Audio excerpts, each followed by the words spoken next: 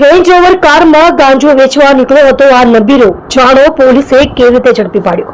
Surat police દ્વારા no drugs in Surat city અભિયાન ચલાવવામાં આવી રહ્યું છે, જે અભિયાન અંતર્ગત સુરતની ઉમરા પોલીસ નશીલા પદાર્થોની થતી હેરાફેરીને ડામવા પેટ્રોલિંગમાં હતી।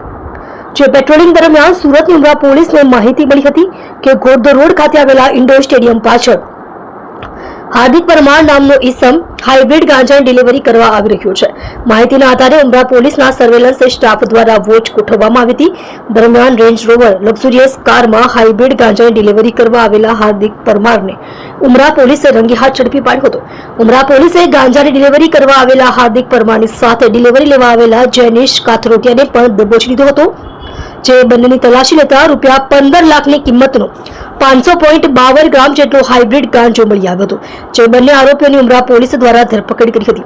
15 લાખથી વધુની મત્તાનો હાઇબ્રિડ ગાંજાનો જથ્થો, લક્ઝુરિયસ કાર, 3 મોબાઈલ, રોકડા રૂપિયા સહિત પોલીસે 42,21,000નો મુદ્દામાલ કબજે કર્યો હતો।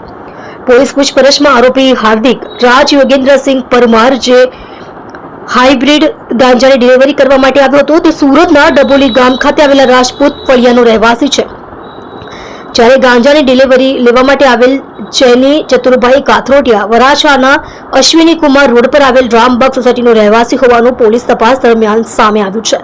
ઉલ્લેખનીય છે કે હાર્દિક રાજ ગાંજાની ડિલિવરી કરવા માટે આવ્યો હતો, જે આરોપી આ ગાંજાની હેરાફેરીમાં કેટલા સમયથી સંકળાયેલો છે અને તેની જોડે અન્ય કોણ કોણ સામેલ છે તે દિશામાં ઉમરા પોલીસે તપાસ હાથ ધરી છે। જોકે રેન્જ રોવર લક્ઝુરિયસ કારમાં હાઇબ્રિડ ગાંજાની ડિલિવરી કરવા આવી રહી હોવાનો આ પ્રથમ કિસ્સો સામે આવ્યો છે, જેમાં કોઈ માલેતુજાર પરિવારોના દીકરાઓ ગાંજાની હેરાફેરી અને ડિલિવરીમાં ઝડપાયા છે, જે બંને આરોપીઓની હાલ તો ઉમરા પોલીસે ધરપકડ કરી આગળની તપાસ હાથ ધરી છે। તમે જોઈ રહ્યા છો ગુજરાત સમ્રાટ news channel, chief editor Bhavesh પાટીલની સાથે।